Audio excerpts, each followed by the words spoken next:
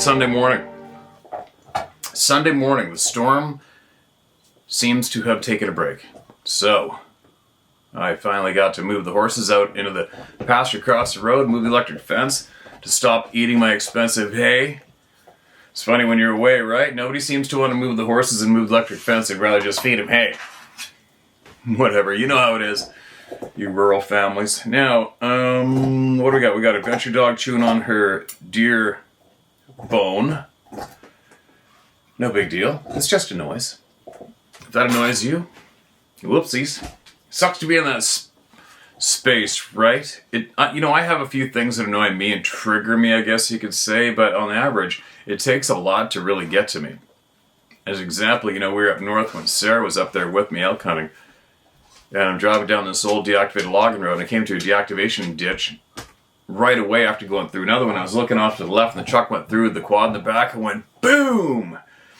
And the winch cable hook on the end of my quad winch cable was a little bit loose, and it slapped into the back window, blew my back window out. I'm like, oh, that's shitty. And Sarah's looking at me like, aren't you mad? Because she comes from being abused by an absolute loser psychopath for years in the past. And I'm like, no, I'm not mad. What are you scared about? Seriously? I don't blow a gasket. She's like, doesn't it make you rage? No, back window's blown out. It's like losing a fish at the side of the boat. There's nothing you can do about it. You just keep fishing. Oh well. Deal with it when we get out of here. Let's carry on. You know what I mean?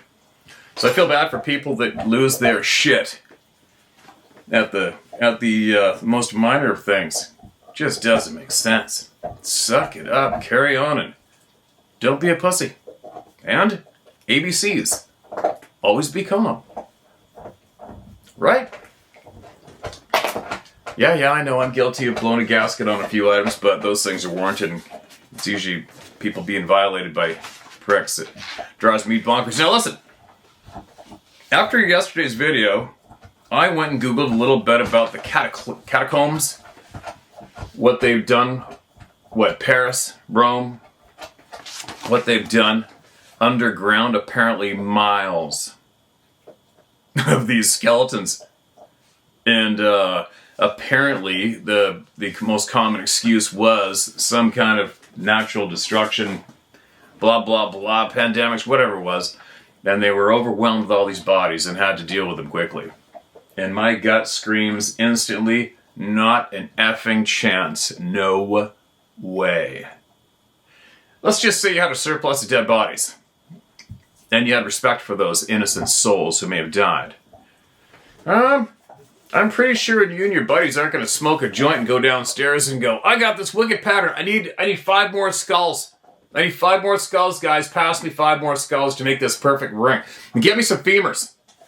I don't give a shit who's femurs. Mix them up. Who cares? Get me them. This is going to be awesome. We're going to do this for miles. And actually, this is just me. A lot of people are going to disagree with me, and that's okay. But, no. There's no way.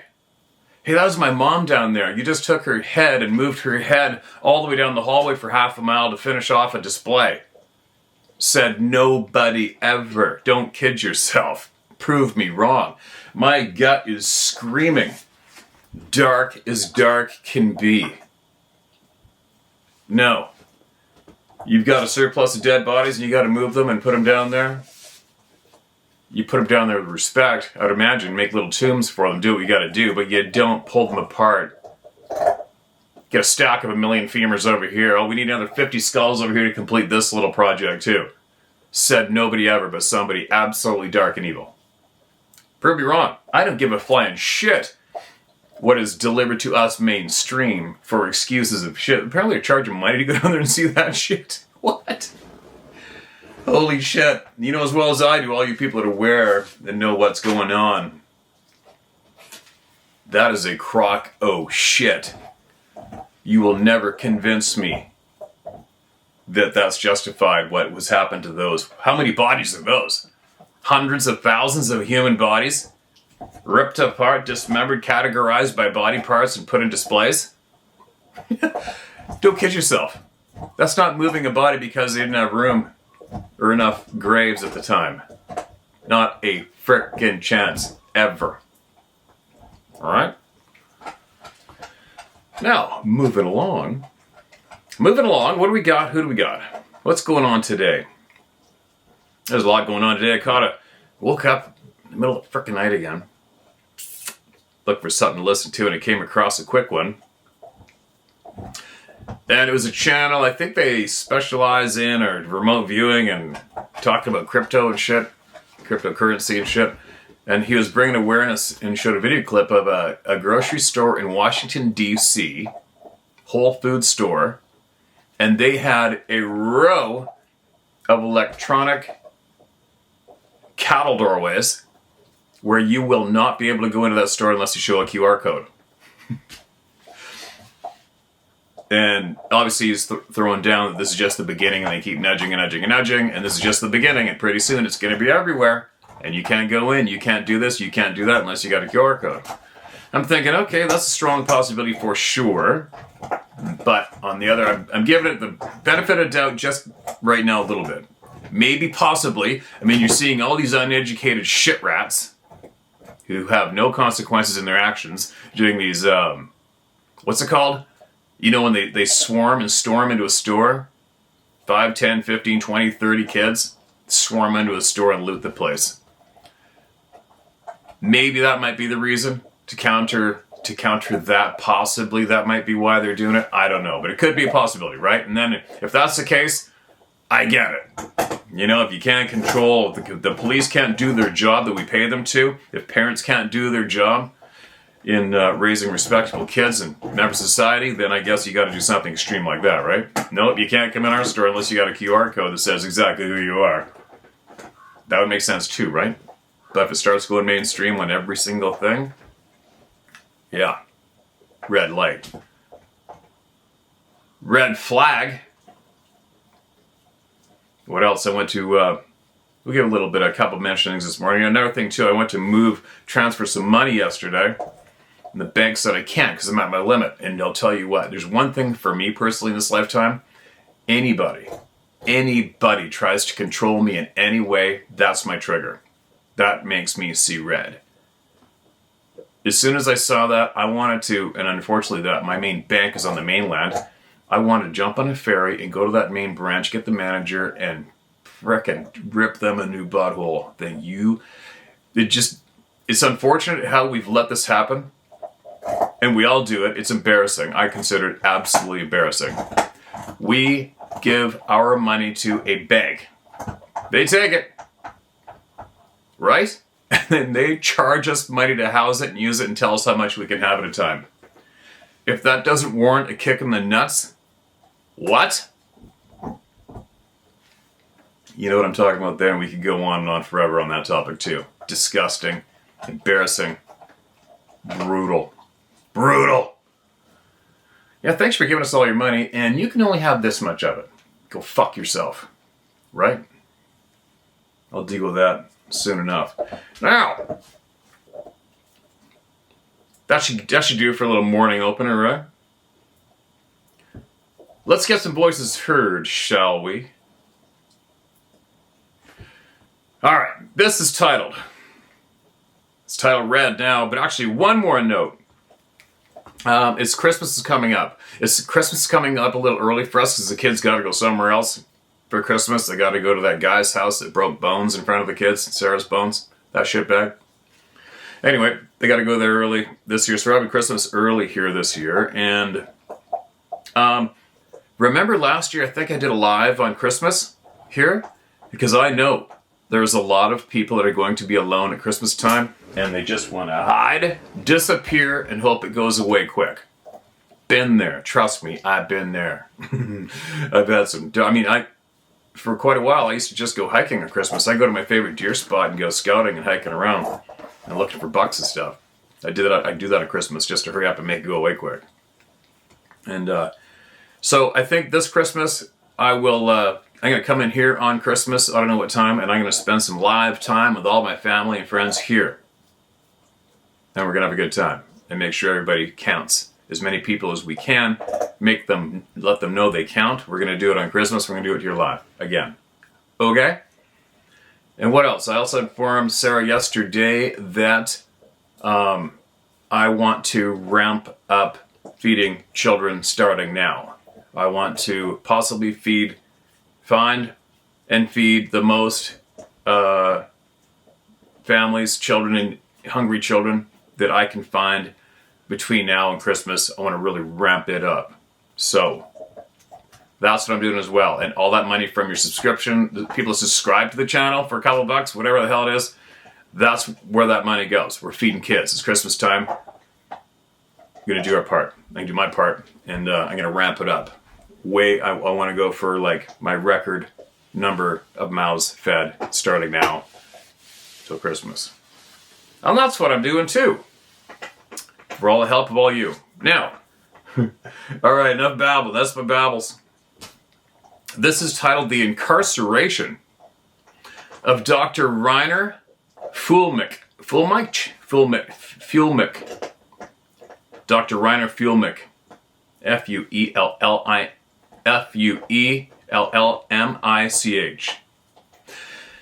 Dear Steve, thanks for the show. Your channel is one of the best. Been with you for a few years now and I enjoy every episode. Right on. Appreciate the kind words. The subject matters you cover are fascinating, of great interest, and I'm going to keep this short. It's not about Sasquatch, but about the international legal expert, Dr. Rainer Fuellmich. Sorry.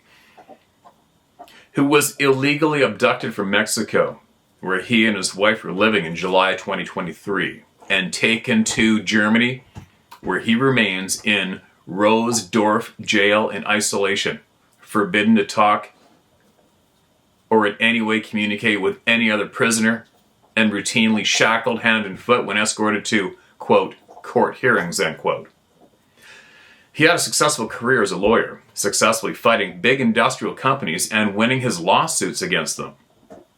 Came the scamdemic, and he was outspoken against the medical tyrannies being imposed, and was instrumental in organizing legal actions against governments who were so endangering the lives and well-being of their own populations. It shows how complete the media embargo on reporting his whereabouts has been that only just very recently I had wondered what happened to him, as his campaigns were worth following. It turns out he's become a silenced prisoner. Allowed no phone, no internet, no books, only TV, and very limited visiting time for his legal team and family. His legal colleagues in Germany are trying to support him. I'm trying to get word out regarding his internment. I can forward you the email I received with the most recent updates and contact address for him, if you care for me to do that. Keep up the good work, Steve. Kind regards, Liz Hay. P.S. Hadn't heard of Mel K before. Good link. Cheers. In regards to Sarah. David Icke, question mark. Flat Earth, question mark. Game Trail, question mark. All right. Yeah, send it away. I'm very interested. I know that Germany, due to me following global affairs intimately, Germany is completely right. The German government is completely right out to lunch right now. Absolutely out to lunch. Too much there to relay right now through my mouth, but if you are a sleuth and interested, go dig it up. I had some German nationals on my boat last summer. They were just beside themselves, like we are in Canada stand with our current criminal government as well. But what Germany has done to itself, its economy, and its people, unbelievable.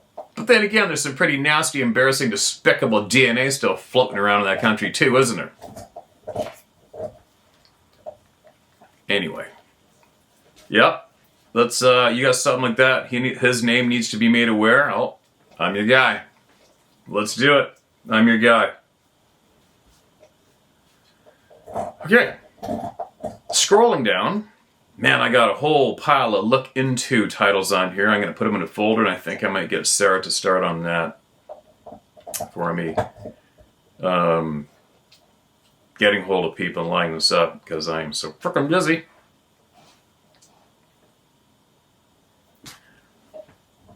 One more. Go. I got an email. One more. I got to show you guys this because I didn't have a clue. I'm not a guy that knows much about. I'm a learn as you go guy by trial and error. I do every stupid thing you can imagine. But anyway, I've been wrapping my shop slowly in wood. And it's 1x4 fir. It's expensive. And I bought this stain, put it on, right? I took the sheet metal off, and I stained that's the part of the wall. I'm passing this on for anybody who doesn't know. Now get this one. 2 years later. Oh look, something's happening. Look at my frickin' shop and my wood. So yesterday, because I bought some cheap cedar, I'm going to wrap the chicken coops in to match my turkey barn and match the shop. I went to the store to go get the stain yesterday. The guy goes, oh no, that stain doesn't, you can't do it right now. It will not dry, it won't set. It's impossible. You need the UVs, you need the heat. I'm like, oh, okay. And I went, hey, check this shit out. And I showed him, he goes, oh, that's contaminated wood. Or something. I've never seen that. And I go, well, it wasn't me. It's all the same shit. Then what he explained was that wood may have had mold on it or not completely dry or whatever. And the mold became alive in there underneath the coat of the stain. And it just keeps getting darker and darker. Isn't that crazy? Total frickin' bummer. And he explained you get something, and bleach, and wash it off and restain it or do whatever. I'm like, yeah, great. Sweet. There you go, you guys. If you got any kind of, I don't know exactly the details. Again, he talked for a while and he's kind of losing me after a bit, but apparently you can't just go put stain on a wood, slap it on your frickin' house. If there's any kind of mold or any kind of whatever going on, that's what happens. Shitty deal. All right, back to emails. It's knowledge. I'm passing on knowledge, right? I didn't have it. I got it now. At a price. Now, this email is titled Lights in the Sky. Hello, Steve. My name is Jamie. I don't have a Sasquatch story, but I do have an experience from 1985-87 that is disturbing and has made me afraid to be out late at night because I know that UFOs are real. I'm sharing my experience because I've told my family and even talk about it every now and then today, but I feel like no one believes me. Sorry, I just lost it. Sorry. Because they don't ask me questions about my experience. Therefore, it makes me feel like I have to try and prove it so no one thinks I'm crazy. However, I wouldn't blame them if they thought that because it does sound that way. And anyways, here's my story. Again, if you're here late, that's the dog chewing her bone. And it doesn't bother me. I was visiting my mother in Spring, Texas, and the house was in a wooded neighborhood. It was a 2-story home, and the backyard butted up to the woods. I was sleeping in the upstairs bedroom facing the backyard, and I remember being asleep and I was woken up to the brightest light shining in the window. And I mean it was 10 times brighter than daylight. My eyes were closed, but the light was so bright that when I was woken up, it was orange filtered through my eyelids. Most people say they are silent, but whatever this was had a low humming sound, like electrically going in and fading out. I got out of bed, hardly able to see because of the light, and looked out the blinds, and I could see a spotlight in the woods moving slowly back and forth on the ground, unable to see what it was coming from. At first my mind went to, it's a police plane looking for someone. But then I realized that the whole backyard, both neighbors' yards, and the dead-end street with a couple of houses to my left were illuminated all the way over my mom's house. And then all of a sudden the spotlight out in the woods pointed right at my window, and I fell to the floor and crawled out of the room on my hands and knees, down the hall to the bathroom, and locked myself in and put a towel under the door. I slept there the rest of the night. The weird thing was, I knew right then and there that it was not of this world. And if you want to call them aliens, I knew they were here. I honestly thought they were going to come in and take me, but it didn't happen. I hope. That's all I remember, and it's affected me to this day. And yes, I'm always looking at the sky at night if I'm out, and I have a nervous feeling that I'll see it again. Thank you for listening, hopefully believing, because whatever that was, they are real. Stay safe and keep your eyes not just in the woods, but on the sky. All right. Jamie, appreciate that share. And it's unfortunate you can't depend on your family for backup. I can relate. But we're here. We're glad you shared here. And if you want, maybe possibly send this video to your family. But then again, if they're the kind of people that I got a funny feeling they might watch The View or mainstream news, then they don't have a hope in hell, if that's the case. Now, excuse me. Childhood experience, question mark, in PA. Did I already read this? I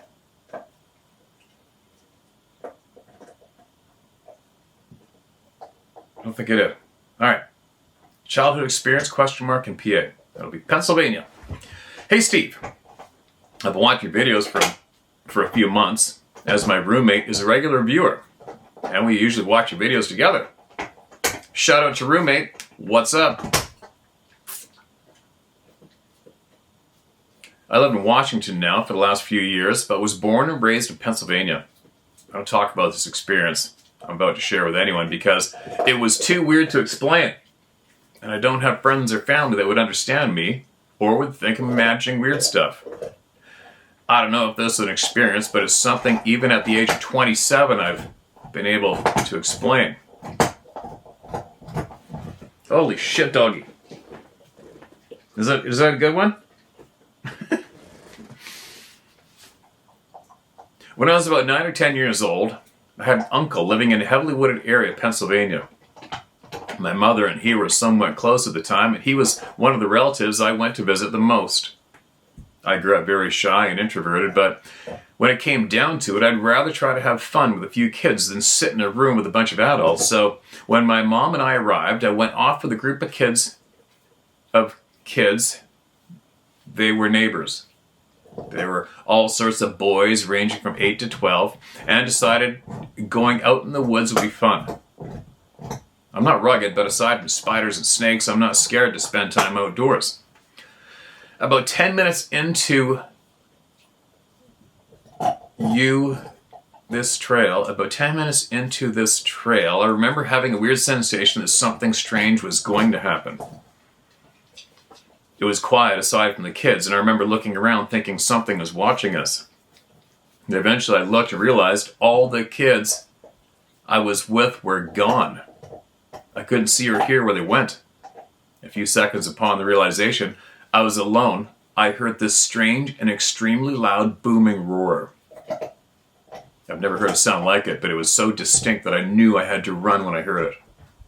I was so scared, disoriented, I almost couldn't find my uncle's house running back. I tried to tell my mom what happened, but the look on her face said it all. I wasn't a kid that lied or did things for attention, but she clearly figured my imagination was running wild. She brushed me off, and I never felt comfortable talking about it again. My mom was my biggest supporter, and over the years, and after an anxiety/depression diagnosis in my teens, I figured I was just experiencing my first physical bout of anxiety. Maybe I didn't experience something, and maybe you'd know better than I would. Sorry I don't have more info. It's been about 16 to 17 years since it happened. I don't want to make things uncomfortable for my friends and family, so I don't want to reveal the location, and you can refer to me by my initials, LH. Thanks, Steve, for reading, even if it doesn't make a video. And keep making your content, and I will. And appreciate you sending that in. And I'm not really like the Ann Landers of the Sasquatch world, but I think as a combined force, we all are here by now. And you've been here for a while, you've heard all the people speaking, right? So I think it's safe to say you know what you heard, you know what it was. That's unfortunate. You don't have the family backup. I can relate, but that's no big deal. But if you want, you can send them this,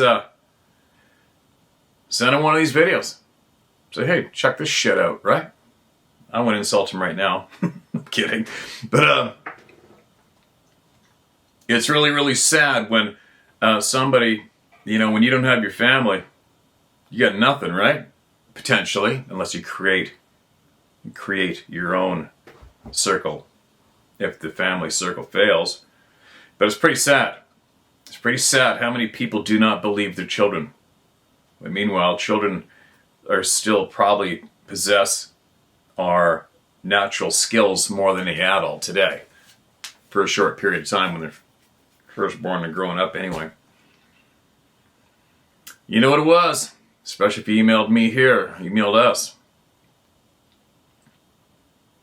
Thanks for sending that in. I won't stop making content. As long as everybody keeps talking out loud, it's gonna get got. Yo, Steve. This is titled Central Oklahoma. Yo, Steve, I stumbled across your videos from the YouTube suggestions list. I love the channel and stories. I'm hooked. I've never had an experience of my own, but I'm a 100% believer. Watching your videos brought back a couple of memories. I grew up and still live just north of Oklahoma City, around Guthrie. Not too remote, but I still call it the country. In the early 80s, when I was around 10, I remember my father had been working on the roof of our house one evening. We heard a thud. Thud on the roof. And he came in the house rather quickly.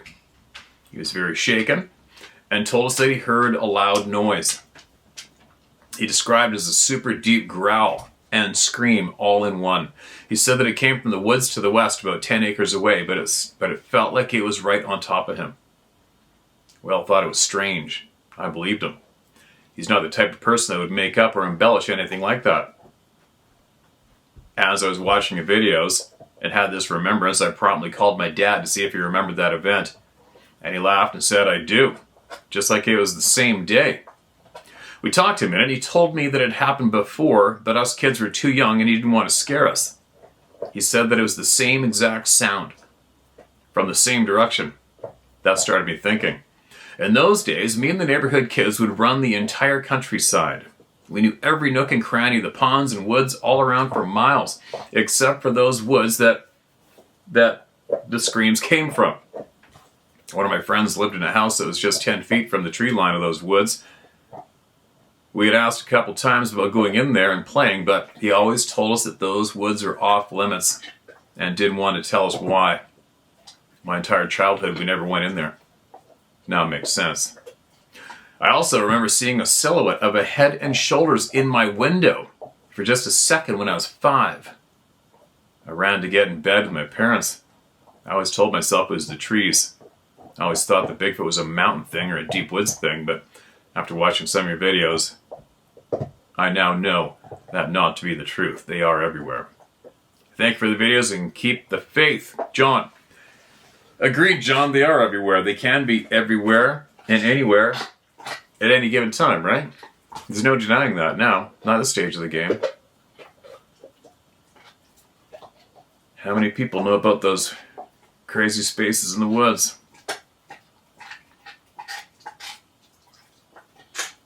Moving down the list. Hold on a second. All right, this is titled Sasquatch Getting on a Moose in Sun Valley, Idaho. Not your everyday title of an email. I live in Sun Valley, Idaho. I was camping about 12 miles from my home on the east fork of the Salmon River. I had a dog with me and he was chasing deer. And all of a sudden I heard a strange noise and the dog returned and seemed to be having a heart attack. So I took the dog home. And when I returned, something had sliced a large hole in the side of my dome tent and pulled my sleeping bag out. I assumed it was a mountain lion or a bear, and I cleaned up and got in my truck. And that's when I saw a Sasquatch trying to wrap its arms around the neck of a moose. It was a broad daylight with no obstructions from about 20 yards away. It seemed odd that the moose was standing still. The Sasquatch was trying to put its right arm around the neck of the moose and grab the dewlap. That's the bell, a little chunk of flesh that hangs under the chin.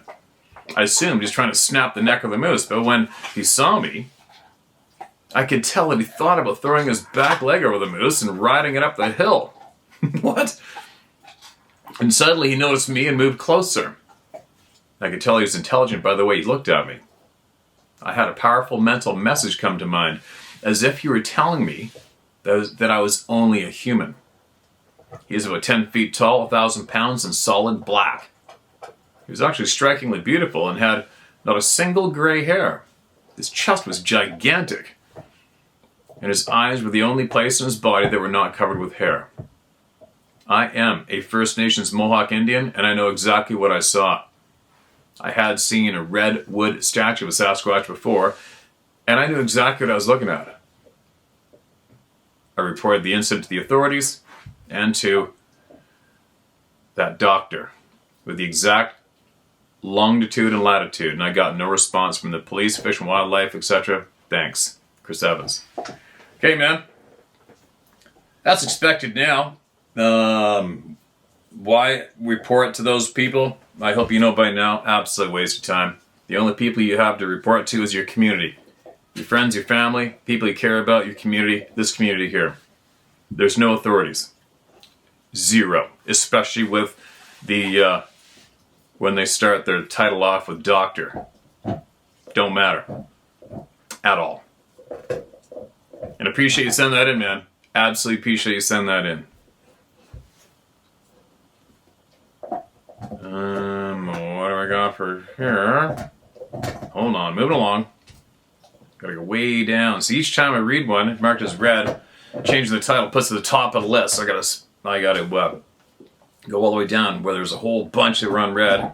And every day I stack the red ones on top of those, and that's how I lose a lot of them. I know, I'm a little unorganized, but it's just the way it is. I should be in the mountains running around like a half-wild human, so I'm doing pretty good. Considering. What do we got here? Memory came back to me after watching you for 2 years. Wow.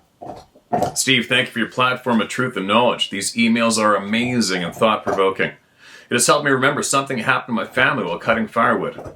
My name is Mike S. He can use my name, as most people think I'm crazy or goofy anyway. I don't care. I'm from Pleasant Gap, Pennsylvania, right in the center of the state near State College. We're cutting firewood on a permit from the state DNR in a forest service in a state forest called Greens Valley. It's a virtually uninhabited valley between two mountains. Very large wilderness area, a couple miles wide by several miles long. Not like the mountains out west, but very wild, wooded area.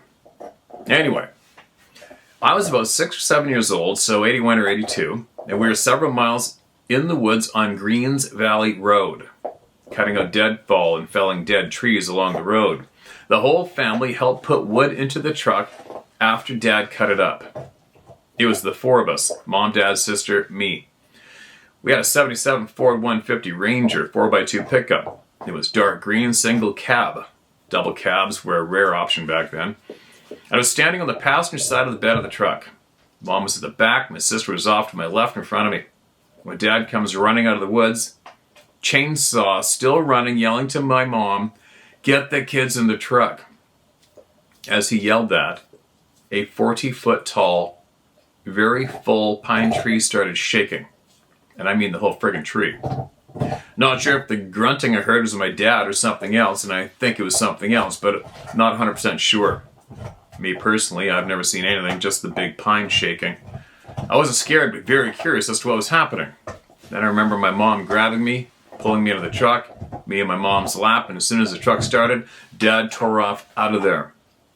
And all he said was, it was a panther, a mountain lion. He told that several times to people he knew and always referred to it as a panther. Now, I'm no biologist or animal expert in any means, but observational behavior of mountain lions in captivity, they don't seem to shake whole trees while in them or moving around in them. I'm sure I know what it was, but I never saw anything. May have heard of Sabe, but again, not 100% sure. Anyway, that's my one experience in the woods that I can't explain by any other logical means. I've seen ghosts and mysterious lights in the sky that didn't move in a conventional way. I'm a railroad engineer with almost 25 years on the railroad. I've seen a lot of crazy stuff, mostly in the cities. I've seen ghosts along the tracks, no explanations. Never seen any other cryptic life. My wife and I moved to Ohio in '02, stayed in some very remote campgrounds and never had anything bad happen except for wild raccoons, skunks, and snakes. Anyway, thank you for this outlet to tell your stories. You do a great job with reading with people's stories. Keep up the great work. Mike S. from Salem, Ohio. Mike, appreciate the kind words, man. And I wonder if your dad, if he's still with us, what he would think if you sent him this video and asked him to chime in on what he really saw. And I'm curious to know if you guys ever went cutting wood ever again. Or did you start buying it after that? You know? I could imagine the stress of seeing something like that when you have small children and wife with you and possibly no firearm. All humans should have firearms, as far as I'm concerned. Every single one of you should have a gun, as far as I'm concerned. It's like having a spare tire in your vehicle. You just gotta have it. It's not a bad thing. All right, had a little short interruption there. Sarah just came in and took one look at me. She goes, "You didn't just make a video looking like that, did you?" I'm like, "Looking like what?" "Your buttons aren't right in your shirt." Like, I don't give a shit. Whatever. She goes, "No, you don't, do you?" I'm like, "No, I don't care. Did I screw my buttons on my shirt?" Oh well, penalty on me. Believe me, it takes a shit pile to get me embarrassed about anything. I don't think I have it in me to get embarrassed about anything, actually. Shirt's still doing what it's supposed to do, just keep me warm. Good enough. Now, this is titled Roar on Video. Hello, Steve. You told my story last year about a number of experiences I've had in the past here in central Alabama. I appreciate you sharing them and what you do for our club of people and the people in need in your community. It takes a good, selfless, loving person to do those types of things, and I wholeheartedly believe you are one of them. True man's man. Appreciate the kind words, man. In my encounters, I've had several close-ups with no visuals, and one with a visual.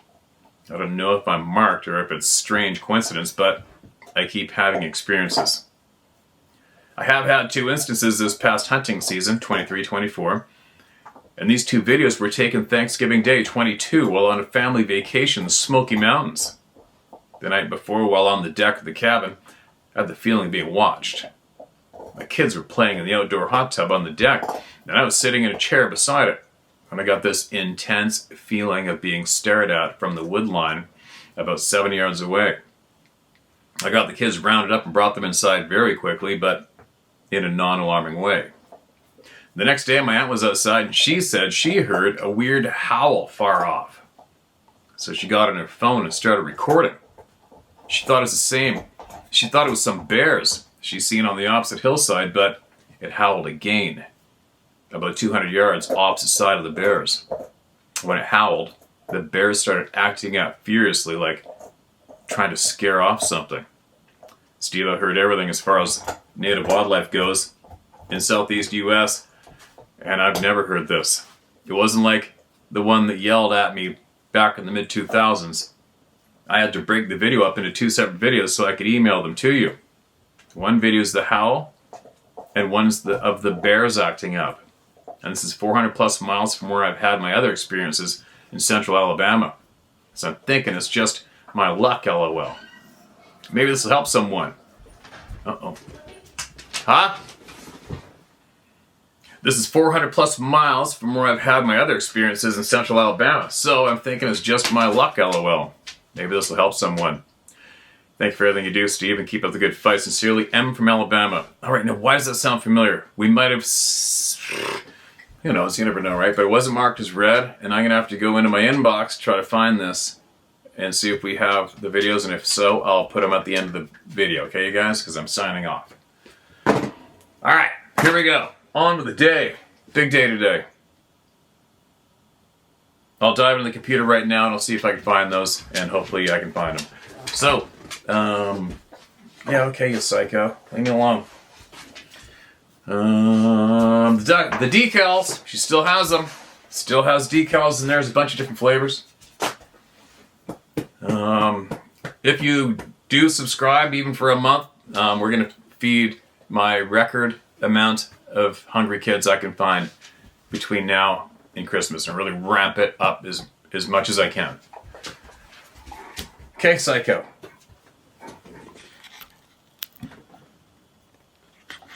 Why do you need to pick on me all the time, How come? Hey, I'm the boss. You're not the boss. Huh? I'm the boss. Yeah.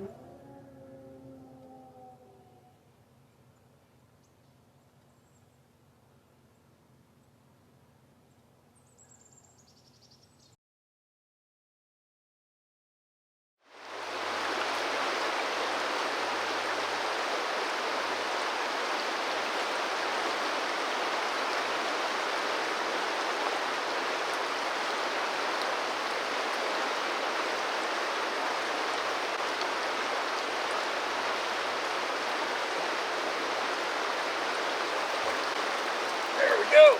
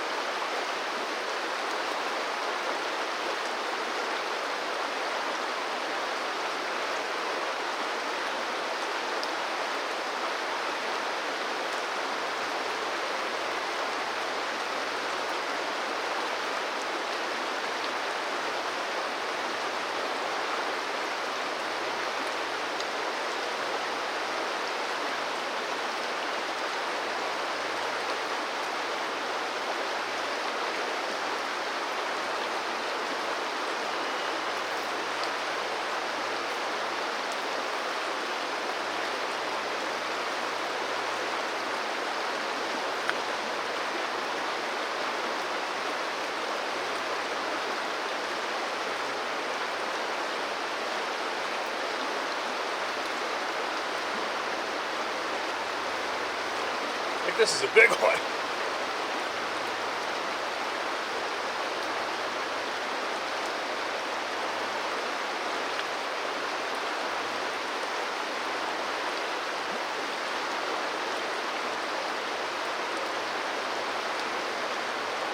Man, this is a big fish.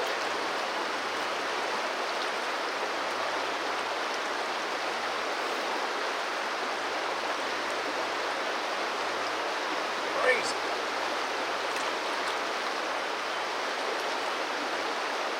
Big one.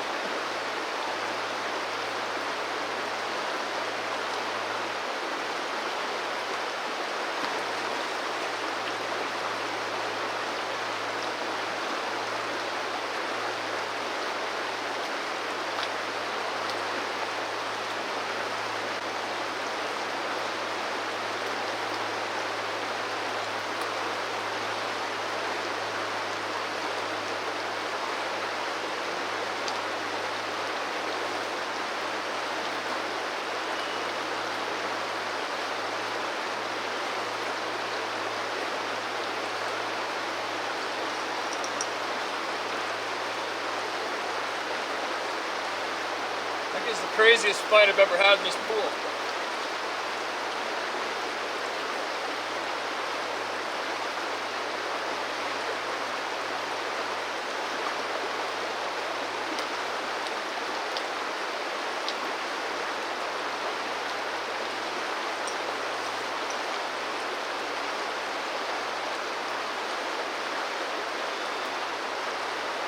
This thing is a beauty.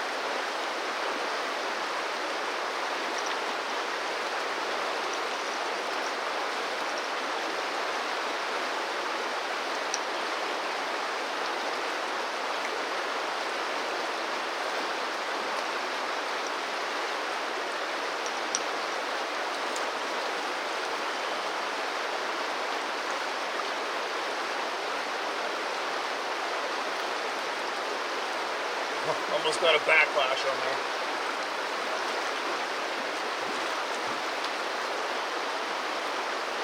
Big fish, just can't get him to come in. Yeah, we got him in, but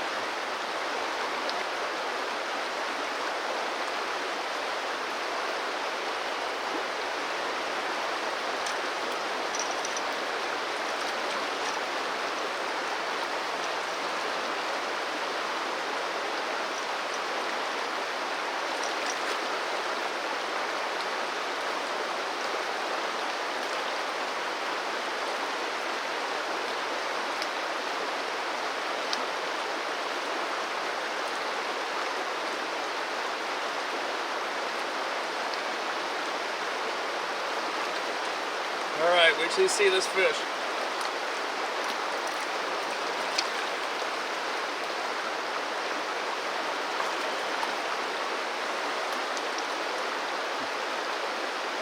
That is a beast of a steelhead. It's my largest steelhead for this river.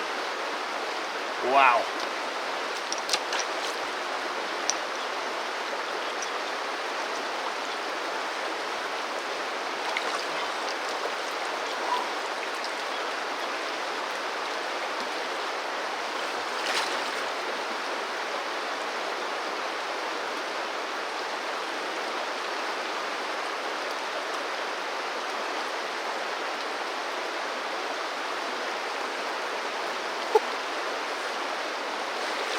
Thank you. That's as good as it gets. It wouldn't matter if I caught another one this whole season. That was it. That was the fish. That was the everything. How freaking cool is that?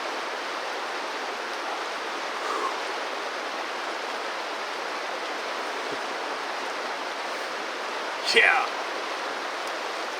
Wow.